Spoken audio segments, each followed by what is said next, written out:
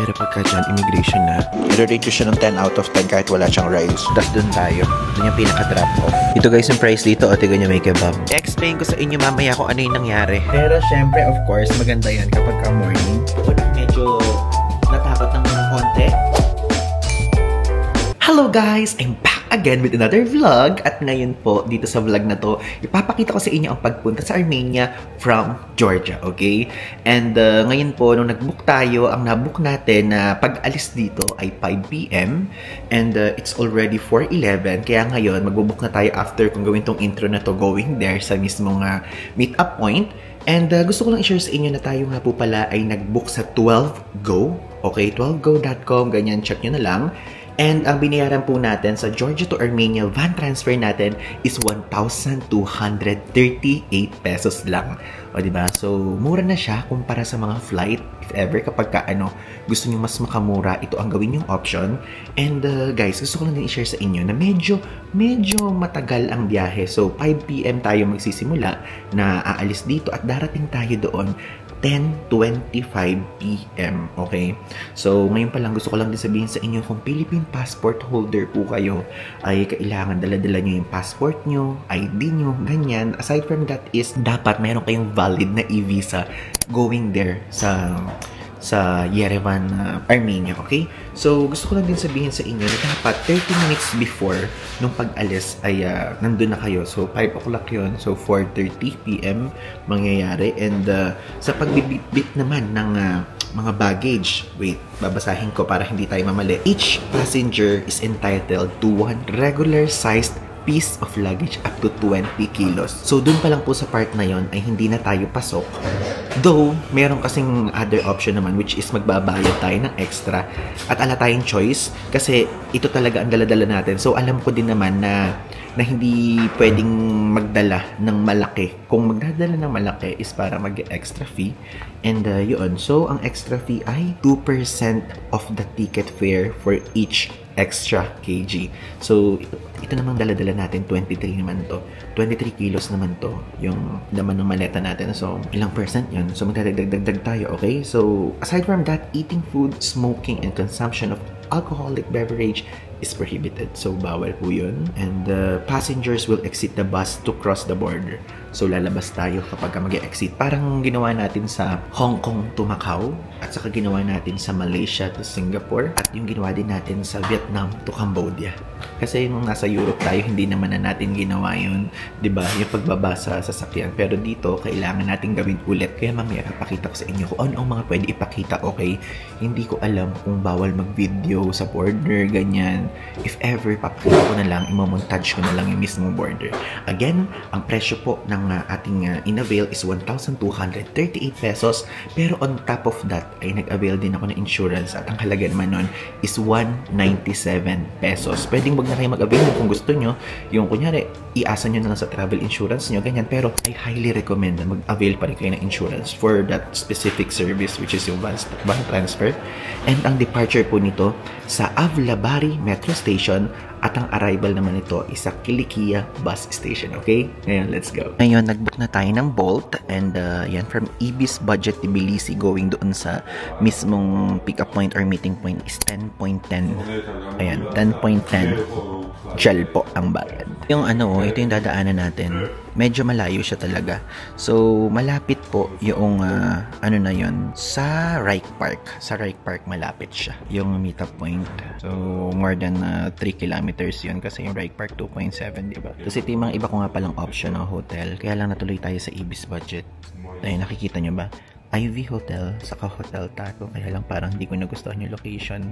Dito tayo natuloy sa Ibis, which is much better at wala tayong regrets. Kaya if ever kung hindi nyo pa napapanood yung hotel vlog ko dito sa Georgia, panoorin nyo sa episode 1 ng Georgia Vlogs, okay? Ayan, waiting na tayo ngayon sa Bolt. Bye-bye, Ibis Budget. Babalikan ulit kita sa susunod kasi sa'yo ako mag-check-in bago bumalik sa Manila. O, tignan nyo, umuulan na naman. It's raining again. O diba? At least, I love it kasi malamig. Ito na yung atin, PP. Yan. Let's go! Let's go in.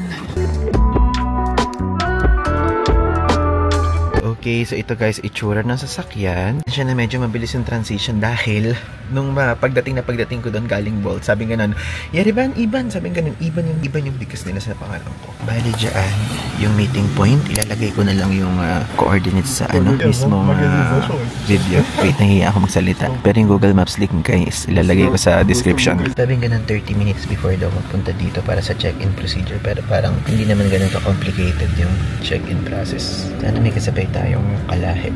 Pero parang alam na.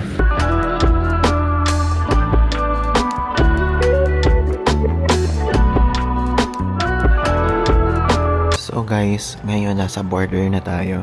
I mean yung immigration dito sa Georgia. So, hindi ko na ma-video yung side na to. Pero pagka dyan, immigration na, bababa po. And then, dinala ko na lang yung bag natin. Then, kailangan na yung passport. And alam nyo ba, buti na lang may kasama tayong Pinoy. Pero hindi ko sila na-videohan. But at least, comfortable na tayo lalo. Kasi ganun na kapag kami kasamang Pinoy, parang feeling ko, feel at home. Wow! So, merong ganyan, no? May bilihan dito sa immigration. Wait lang natin sila. Okay, so tapos na tayo, guys. And medyo may tanong dito sa immigration dito sa border. So, ang tinanong sa atin is, may visa daw ba tayo? Oh my God, may aso na naman. Ang daming aso. Ay, loko. Hala, wala ka pang tag sa tenga. No. Wait.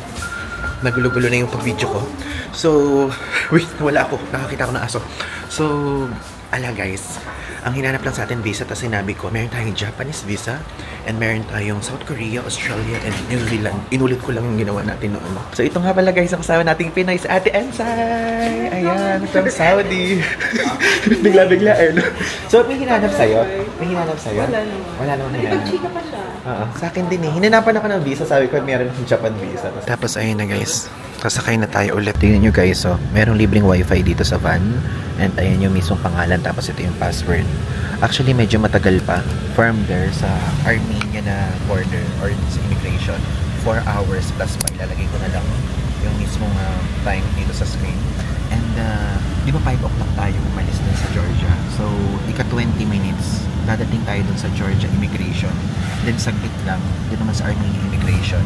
Then, from Armenia na immigration, 4 hours and 25? Hindi pala, ayan pala, 4 hours and 39. So ito, immigration to ng Armenia. Tapos dun tayo. Dun yung pinaka-drop off. Diba? Layo. So guys, meron tayong 20 minutes na stopover dito para kumain ng dinner. So yung mga kasama natin kumakain ng dinner dyan. Okay naman guys, yung bilihan dito. Meron ditong cafe, may mga pastries, may mga chips dyan, soft drinks. Ayan na. Meron din ditong mga ice cream kung gusto nyo. Kasi ito yung itsura ng pagkain. Ayan. Ay, wow. Meron pala ditong adobo, no? Ay, di pala adobo yun. Ayan. Uy, mushroom. Ito guys, yung price dito. O, tiga nyo may kebab. Tignan natin. Iba na yung pera dito, hindi na to gel. Armenian money na to. So, beef kebab nila, 1,000. Chicken wings nila, 1,300. Chicken barbecue, 3,000. Pork barbecue, 4,500. Diba? Parang ang sarap, no? Kaya lang kasi, kakainin pa natin yung tinake out natin kaninang burger. Yan, dito guys, nag-stop. Dito yung kainan. Tumatanggap sila ng card. Hindi na tayo kumain. Ito naman itsura ng van natin. Ayan. Sila ang ating mga namit na kabayan. Hello! Mga taga-Saudi, may yamang nurse. Tawa-tawa ako guys. Kasi sabi nila, naka-t-shirt lang daw tayo. And labig-labig. Oo nga naman, naka-t-shirt lang tayo. Sila mga naka-jacket-jacketan. Okay guys, so super bilis ng transition. Bigla na agad tayo nandito sa ating hotel. Dito sa Holiday Inn Express, Yerevan. Ngayon, pumasok na muna tayo sa loob. I-explain ko sa inyo mamaya kung ano yung nangyari. Yung itsura. Wow, ganda. Check-in tayo. Okay, so guys, nakuha na natin yung ating mismong e-card. Ayan. So, sa 10th floor tayo na-assign. And also, gusto ko lang i-share sa inyo na nandito ngayon tayo sa Holiday Inn Express, Yerevan. Okay, so, lahat ng Holiday Inn Express ay included ang breakfast. Kaya bukas na bukas, isasama ko din sa vlog na to. Abangan nyo sa bandang dulo. Is, papakita ko sa inyo yung breakfast buffet. Actually, ang ganda niya yun. Ang ganda. Diba? Like, literally. And also, ito, meron ditong map. Downtown map. Andito tayo. Sa Holiday Inn Express na yan. And meron ditong mga nakapaligid na bank, beauty salon, main post office, gym, grocery. Yan, mga nakapaligid lang guys. At papakita ko sa inyo yan sa mga susunod na araw. So, dito po, nag-check-in po tayo dito ng from April 10 to April 17. Kaya medyo mahaba-haba. And dito, breakfast area. So, tomorrow, pupunta tayo dyan. Aagahan natin. And ito, oh. Ito itsura ng parang elevator nila. I mean, elevator talaga. Okay, ayan. Meron dito computer if ever you wanna use. Hi! 10th floor. So, meron silang in total 15th floor kasama yung reception. Okay? So, 15 na floors pala, I mean. Ay, ang galing naman dito, oh. Meron dito nga breakfast traffic. So, mas konti ang tao kapag ka 7 to 8, syempre. Tulog pa ang karamihan. Tapos, ito mga nagla-last minute kain. Try natin mag-light breakfast traffic. We're here sa 10th floor at dito tayo sa 1007. 1007. Ay, ito na pala agad eh. And since first time natin dito sa Armenia, sabi sa atin sa front desk, binigay daw sa atin ang pinakamagandang hotel room, which is kita yung park. May park view. Ayan. Ay, wow. Ang ganda nga. Okay, now guys, let's do a quick room tour. At ngayon, gusto ko i-share sa inyo na ang binook po natin na to at ang ipapakita ko sa inyo is standard double room. Okay? And so far, good for 2 packs siya. But since solo traveler tayo, mag-isa lang tayong gagamit nito. And ang kinaganda dito, kasi sa Holiday Inn Express, tulad ng sinabi ko sa inyo kanina, ay libre po. I mean, hindi libre. Included. Included na po ang mismong breakfast buffet. And sana yung breakfast buffet natin ay kakaiba, ganyan. Yung tipong merong rice. Ayun na naman tayo sa rice. Gusto ko na naman ng rice. Pero gets niyo, yung buffet breakfast kasama na. So makakatipid na kayo doon. Ang kain nyo na lang is lunch and dinner. Ayan, dito, andyan yung pintuan of course. And dito, controlan. And depower nga pala ito ng keycard ha. So yung mga iba kasi hindi na ginagamitan ng keycard. Pero ito depower. And dito sa side na to, yung mismong toilet. Tapos yung toilet niya guys, to be honest, medyo madilim, no? Like, hindi maliwanag, pero okay lang. So, may pintuan dito yung shower area. And, tingnan nyo naman ang shampoo and body wash. Daw po ang brand. Tapos yan, okay? Dito sa side naman na to is yung toilet bowl na kung saan walang bidet tulad sa mga European countries na napuntahan natin. So, ganun talaga. May pa-tissue dyan. Tapos, ito ang pinaka-sink. Tapos, ayun ang mirror. Hello! Hello po sa inyong lahat. Tapos, mayroong kasama ditong hand wash, which is yan ang gusto natin. Tapos, may pa-tissue, which is gusto natin yan again. Uy! Ang galing! Drinkable tap water. Ang galing naman! Drinkable to. Drinkable ka. Okay. Nakakatuwa. Tapos may mga patawel na dyan. Tapos may bin, of course. Then dito sa side na to is, ito yung full-length mirror, diba? Tapos dito po sa gilid, andyan po yung plancha. Okay? Tapos ayan po yung hair dryer and yung stand. Tapos may saksakan dun, of course, pang plancha. Tapos meron ditong ref. Ano yung laman ng ref? May laman ba? Walang laman. Tapos ito yung open cabinet na merong mga hanger. May extra storage dyan sa taas. Tapos, ayan, meron yung sabitan. Then ito yung luggage rack. Tapos ito yung safety deposit box. Tapos, ayan, may extra upuan dyan. Tapos, ito yung mga upuan. Usually, meron tayong upuan din na ganyan sa Holiday Inn Express ba? Ang tinuloy natin sa saan tayo nun? Jaipur ba? O Agra? Oo, Jaipur! Sa Jaipur! Nag-Holiday Inn Express tayo, diba? So, ayan, may upuan din. Ganito talaga yung mga setup ng Holiday Inn Express, no? Nakakatuwa naman. Tapos, ito yung aircon. So, low ko na lang yan. Actually, alam mo, ito kinakain ako eh. Hindi ko alam kung paano siyang buksan. Ay! Ganun lang pala. I-twist. Galing naman. Tapos ito, mayroon ditong socket. So, kapag ka magla-laptop, dito gagawin. And dito na yung mismong bed. Ayan po ang bed. O, diba? So, yung bed, guys, good for 2 packs. Pero again, since solo traveler tayo lang magbe-bed dyan. Tapos, ito, kung ayaw nyo nang nakabukas lahat, pwedeng ito yung nakabukas. Kung isasara, ganyan lang. Kung bukas, ganyan. Tapos, may pasakit din dyan. Tapos, controlan. O, trip nyo sa buhay. Ayun o. Ito yung ilaw. Patay natin. Oh, yan. Oh, pag nakapatay yan, oh, ganyan po ang itsura. Pag nakapatay ito, oh, madilim. Diba? Oh, yan. Binuksan po ulit. Tapos dito, meron ditong pa-design na ganyan. Pero parang pwede nyo sabitan nyo ng sling bag. Ng ganun. O kung ano pa man gusto nyo isabit. Tapos ito, ang tea. Andito din ang coffee. Meron din siyang pa-water. Tapos ito yung electric kettle. Tapos ito ang TV. May pa-wake up call na ganyan. Tignan nyo naman, few clouds. 10 degrees Celsius. May pa-connect device din. Oh. Tapos, ito, papakita ko lang sa inyo. Just in case lang naman, ang gusto nyo mag-request ng earplugs ay pwede po sa reception, okay? Tapos, dito, meron din ditong sakitan. Ayan. Tapos meron ditong meron ditong telephone if ever kung gusto nyong tumawag at mag-request. Dahil dito po sa hotel na to, sa Holiday Inn Express na to na Yerevan or makapati sa ibang Holiday Inn Express din, is by request po yung slippers, yung shaving kit, ganyan. Yung, ano pa tawag doon? Yung, ilalagay ko na lang dito, nakalimutan ko yung tawag. Grabe, nakalimutan ko pa. Tapos, ito po yung mismong window. Di ba? Ayan yung window. Pero kung gusto niyo ng privacy, gaganyan nyo lang. Wait, tayo. Diba? Pero, syempre, of course, maganda yan kapag ka morning. Dahil park po yung harapan natin dito. Diba? So, pwede tayo mag-emote-emote dyan. Ay, nakabukas ba? Ayun, kabubuksan. Grabe, ang lamig sa labas. So, park po kasi yan. Okay? Diba natin? Yan.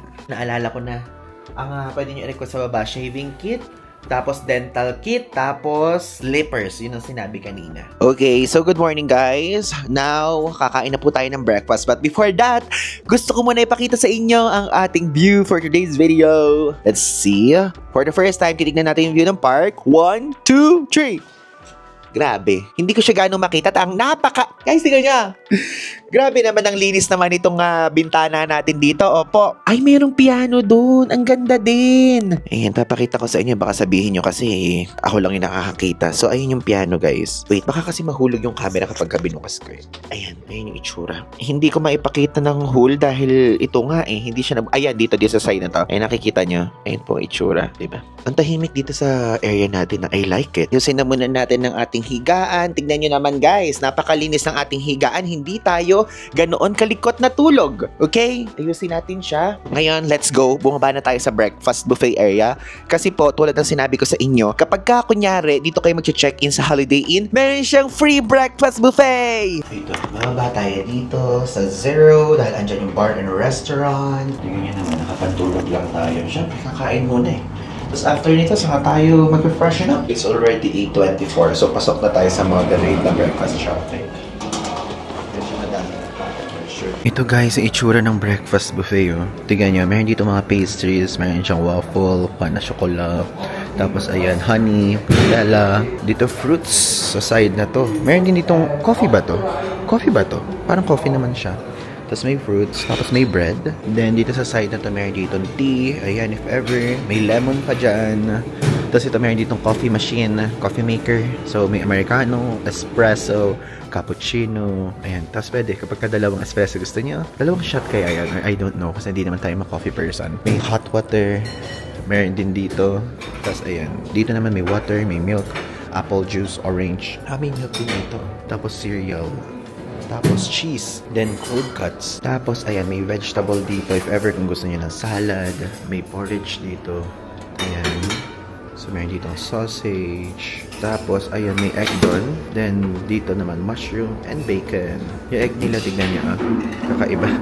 Diba? Hindi siya yung parang egg na gawa sa atin. Tapos, ayan, if ever kung gusto nyo ng mag-toast ng bread, ayan. Bale, ito yung kinuha natin. This is our breakfast! Finally, may breakfast na tayo. Makakatipid na tayo sa umaga.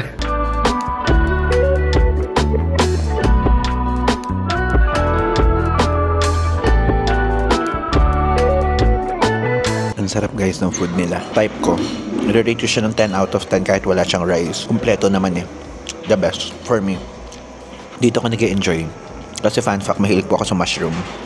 Okay, now gusto ko na i-share sa inyo yung experience natin from Georgia going to Armenia. And yung pag-cross ng border, plus sa bandang dulo, explain ko din sa inyo kung paano po kumuha ng e-visa sa Armenia kung kayo ay may Philippine passport na hawak, okay? So, ngayon, gusto ko muna sabihin na ako po ay nag-book ng transfer sa 12go.com and ang price po ng binook ko is 1,238 pesos. Yun yung pinaka-seat. Plus, on top of that, nagbayad din ako ng insurance. Syempre, kailangan natin insurance just in case, di ba? Hindi naman natin na malalaman or kung ano ang mga possible na mangyari, di ba? So, 197 pesos po yun. So, in total, ito yung binayaran ko sa pag-transfer natin sa Georgia to Armenia. And okay naman siya, yung experience ko, i-rate ko siya ng, pwede nating sabihin, 8.5 out of natin. Okay? So from there sa mismong Georgia, napaka-asikaso, ganyan. Kaya lang medyo magulo yung part na parang meron kasi mga iba't ibang van. So, nasakay ako sa unang van, then nilipat tayo sa ibang van.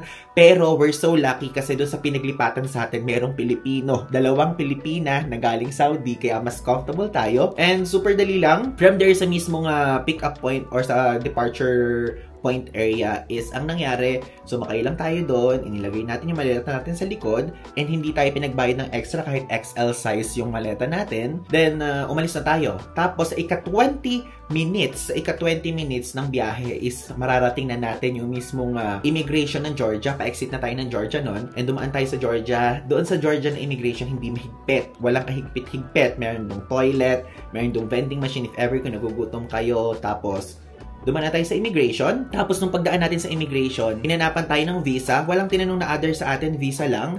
Then, sinabi ko mayroon akong Japanese visa na yun yung ginamit ko. Tapos, nag-usap yung immigration officer na naka-assign sa akin. Tapos, yung katabi, hindi ko alam kung ano yung pinag-uusapan nila. Pero, ang ginawa ko kasi, binigay ko lahat ng visa na valid na meron tayo.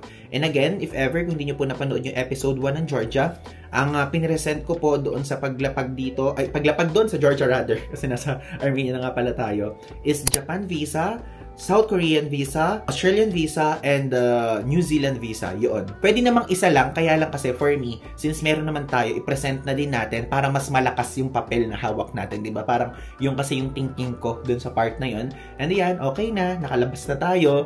Tapos yun, meron na namang mga aso sa Georgia. Grabe, ano ba to? Country of dogs? I mean, dogs. Gets yung ibig sabihin, napakadaming aso talaga. So, yun. Nung paglabas ng immigration, meron doon mga duty-free, ganyan, if ever, kung gusto nyo bumili. Then, sumakay na tayo sa van ulit. Tapos, pagsakay natin sa van, parang ano lang, parang 2 to 3 minutes lang, nakarating na tayo doon sa immigration naman ng Armenia, which is, yung immigration po sa Armenia is napakahigpit. Like, literally. Doon ako medyo natakot ng onte. Bakit ako natakot? Hindi naman ako natakot sa mga tao, pero yung vibe kasi iba yung vibe ng Georgia na immigration saka sa Armenia na immigration. Medyo maliwanag sa Georgian immigration, pero sa Armenia is madilim na siya, tapos medyo luma yung border na immigration nga. Tapos medyo masungit yung ibang tao doon na guard, ganyan, parang pinamamadali na, ganyan, go, yung parang mga ganun. So, medyo nataranta ako ng sa part na yon. Kaya, hindi na din ako nakapag-video. Kung nakita nyo, medyo mabilis yung transition ng mga pag-ano natin. Kasi talagang tarantahan. Ganun na nangyari. So, nataranta ako ng part na yon. Tapos, dun sa immigration officer nung tayo na, yan, binigay ko na yung passport natin, tapos kasabay doon yung printed na copy ng e-visa. Kaya guys, mag-print kayo para maipe-present nyo. Though yung kasama nating isang Pilipina is wala siyang printed copy, so parang cellphone lang pinakita niya siguro, hindi ko alam, pero wala siyang printed copy, pero nakalagpas pa rin siya. Pero ako, I highly suggest if ever, kung dadaan kayo sa border, or kahit pupunta kayo sa Armenia, galing sa kung saan pa man kayong bansa, is guys, mag-print po kayo. Mas okay na naka-print para mas handa kayo at para pagka medyo masungit yung matapat sa inyo is maibigay nyo ng mabuti yung e-visa nyo. Ganyan. Para wala nang hanapin pa or interrogate pa kayo lalo. Tapos, after nun, ayan, nakalabas na tayo doon sa part ng immigration area. Then, mayroong security check. So, pagpasok nyo doon sa immigration kasi, nakalimutan ko sabihin yung part na to, doon sa sasakyan, kukunin nyo din yung mismong mga maleta nyo. Basta lahat ng daladala nyo, dapat daladala nyo din sa immigration. Siyempre, i-check nila yon. So, sa pagpasok, si security check yung mismong maleta. So, in x-ray yung maleta, yung carry-on natin, yung backpack natin, in x-ray din. Tapos yon, after na nakalabas na, then doon po sa part na yon, sa bandang dulo, maulan kasi saka ito tarantahan na naman kasi syempre meron tayong mga kasabay.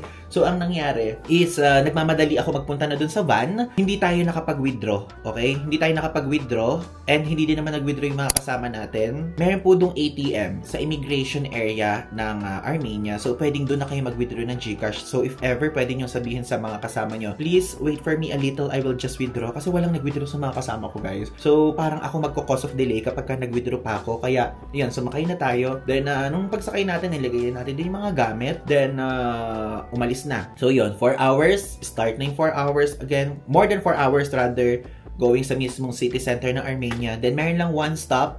At yung stop na yun is kumain lang yung driver. Though, malapit na yun Malapit na. Malapit, mga 1 hour and 59 minutes na lang is makakarating na sa city center. from doon sa stopover. Then doon wala din tong ATM, walang money exchange, ganyan. So in short, wala tayong kapera-pera, wala tayong pera ng Armenia. Kaya nung nakarating tayo dito sa Armenia, doon sa pinaka parang terminal, ibinaba na lahat. Guys, ang dilim. Ang dilim nung nangyari. So doon sa mismong lugar na yun, ang dilim talaga. Like, sarado na lahat. Kasi gabi na tayo dumating, 10 o'clock, ganyan. So, wala na akong choice. Gusto ko na sana mag-book ng Yandex, ganyan. Dahil medyo natatakot ako doon sa vibe ng terminal. Hindi ko na videohan, I'm so sorry sa part na yun. Pero, kasi napakabilis ng pangyayari eh. And gusto ko nang umalis doon sa mismong area na yun. Alam niyo yung vibe na parang warehouse yung itsura niya kapag kagabi. Hindi ko alam kung makakahanap ako ng itsura online kapag ilalagay ko na lang dito kung may mahahanap ako, pero kung walang lalabas diyan, wala akong mahahanap na parang kahawig. And doon walang ATM, walang money exchange, ganyan. So in short, wala tayong kahawak-hawak na pera. So inisip ko, oh my god, paano ako babiyahe from dun sa terminal going here sa Holiday Inn Express? Ang nangyari po, merong isang nagbubukod tangi doon na taxi driver. Which is, alam nyo naman, simula nung una pa lang, kahit sa ibang bansa, hindi po tayo nagtataxi. Mas gusto natin yung mismo merong application para fixed rate, hindi tayo may scam, ganyan. So, ang nangyari ay kinausap niya tayo, ganyan. Kung kunyari gusto ko daw bang sumakay, and sinabi niya sa akin, ano yung hotel ko, saan yung hotel ko. So, sinabi ko, Holiday Inn Express. Tapos, sinabi niya, do you have dollar? Or do you have lari? Sabi niya gano'n. Tapos sabi ko, I don't have dollar. I only have lari. Can you drop me sa ATM? Sabi ko gano'n. Tapos sabi niya, may mga gano'n siyang signal. So, in short, hindi.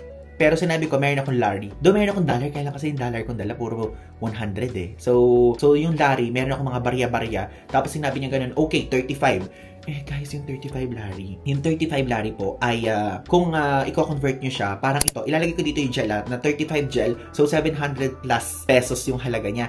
Eh, nung nasa Yandex, kasi nag-check na ako sa Yandex eh. Talagang gusto ko na mag-book ng Yandex. And nung nakita ko sa Yandex, parang 100 plus lang. Less than 200 pesos lang yung halaga ng pamasahe.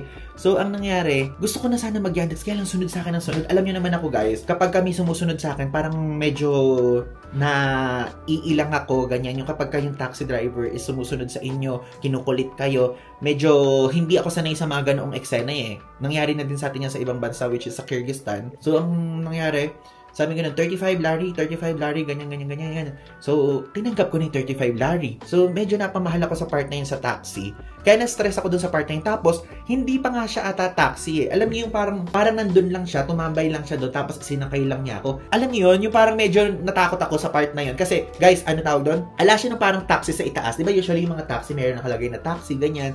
Or kung Grab ka man, may sticker ng Grab. Kung Uber, may sticker. Kung Yandex, may sticker. Kasi kung Bolt, may sticker din sa sasakyan. Yun, guys, totally wala. Tapos, ilalagay ko na yung maleta ko sa likod. So, pagbukas ng parang, ano tawag doon, compartment niya, guys, puro alak yun nandun sa likuran. So, sinabi ko niyan, okay. Ganyan ko na. Eh, wala na akong choice. Wala akong masasakyan doon. And, wala nga akong cash. So, ang nangyari ay sumakay na rin ako kahit 35 gel. Mahal nga lang. Naidala naman tayo dito at ito, safe naman tayo. So, safe naman. Tapos, ang problema ko lang, doon sa bukod tanging taxi driver na nasakyan natin, nagyoyosi guys sa loob. So, ayoko kasi nung kapag nasa loob ng taxi tapos nagyoyosi, tapos naaamoy ko, tapos kulob. Gets niyo yung point? So, buti na lang, malapit lang. O, di ba, ang lapit lang, tapos 700 pesos yung halaga. Ang mahal, di ba? Napamahal ako. So, guys, ang moral lesson dito, dun pa lang sa immigration ng Armenia, mag-withdraw na kayo ng cash. So, Ivan, bakit hindi mo na lang ginamit yung credit card mo at nagbukan na lang ng Yandex? Number 1, isang sa rason, isunod nga sa akin ang sunod yung taxi driver. So, medyo nagagayin ako. So, kapag nakikita niya, nagtatype ako ng Yandex na ganyan. So, nakikita niya ganun, taxi, ganun siya. Tapos, number 2, sa mga ibang bansa po kasi, yung Yandex, hindi tinatanggap ang credit card, okay? GCash card, credit card, ganyan, hindi tinatanggap. So, dito, hindi ko pa nasusubukan kasi nataranta na din ako sa part na yun kasi dikit nga sa akin ng dikit. So, tinanggap ko na, nadala na tayo dito. So, okay naman. We are safe. We are here. And again, ang moral lesson lang noon, kung gusto niyo sa Georgia pa lang, magpapalit na kayo sa mga money exchange doon ng pera ng Armenia. para sa Yandex book lang kayo, cash nyo yung mode of payment, okay na. Tapos, pagdating dito sa Armenia na immigration, pwede din kayo mag-withdraw doon, gamitin yung GCash card nyo, GoTime card, or Maya, bahala kayo. Tapos yun, para okay, mas smooth. And dito naman, okay naman, wala nang tao dito sa side natin, sa area natin yung gabi na yun, kasi 10 o'clock na at gabi na nga. Tapos, syempre, yung e-visa. Yung sa e-visa naman, dapat po mag-a-apply kayo like medyo matagal kahit a month before mag-apply na kayo. At ito po yung website, ilalagay ko dito, evisa.mfa.am. So yan yung itsura. Ito yung itsura, oh. Ito yung itsura niya.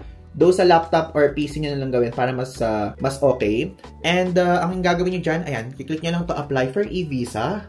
Ayan, apply for e-visa. Tapos, yung presyo po, visitor visa up to 21 days of stay, non-refundable to $6 ang presyo, which is yun yung in-applyan natin. Mura lang siya. Tapos yung isa naman, visitor visa up to 120 days of stay, non-refundable, $30 naman po yung bayad doon. At ito, ang kinaganda dito sa e-visa ng Armenia, mabilis lang siyang ma-issue. Like yung atin na-issue lang ng 3 days at tinupad po nila ang nakalagay sa website. Ito yung nakalagay sa website O, tingnan nyo.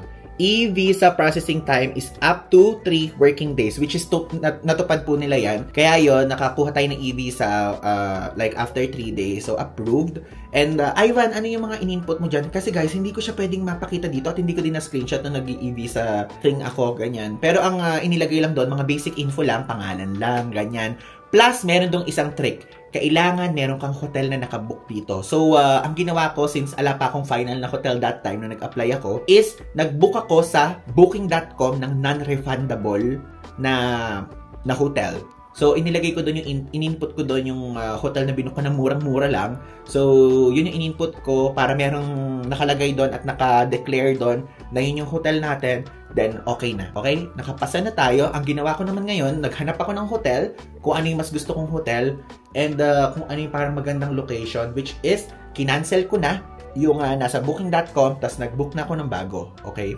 So, ito yung binuko ngayon, Holiday Inn Express, which is mas maganda. And aside from that, mas maganda din yung location. Okay? So, yun lang naman guys yung experience ko. So, medyo, sa mga border crossing talaga, medyo nakakataranta. Mas okay talaga yung aeroplano. For me ha, like, kung on a budget po, border crossing is okay. Mas mura talaga siya kung tutuusin. Pero may mga time kasi na talagang, alam niyo yun, yung parang kung hindi kayo may scam, matitake advantage kayo, ganyan. And, yun lang naman ang gusto kong sabihin sa inyo. So, kung tatanungin nyo ako, Ivan, ano ba yung marirecommend mo? Mag-airplane na lang from Georgia to Armenia? Or mag-van transfer? Kung nagtitipid po kayo, van transfer is okay. Basta meron na kayong Armenia na money, ganyan. Tapos may Georgia money din kayo. Tapos may e-visa kayo, okay lang siya. Yun nga lang, medyo mahaba. Medyo mahaba yung travel time. Like 5 hours, ganun, more than 5 hours yung travel time. And yung pauwi naman natin, sa Georgia din kasi tayo. Georgia, going back to the Philippines na may layover ulit sa Qatar.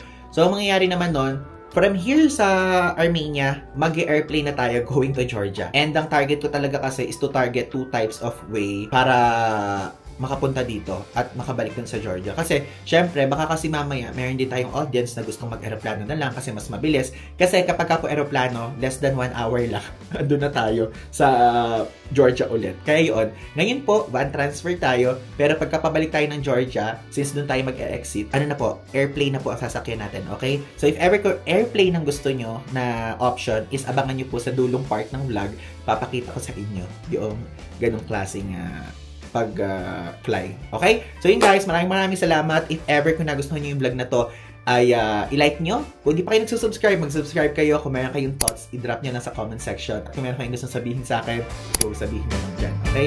Again, ayun ang gusto ko. So, yun lang. Thanks!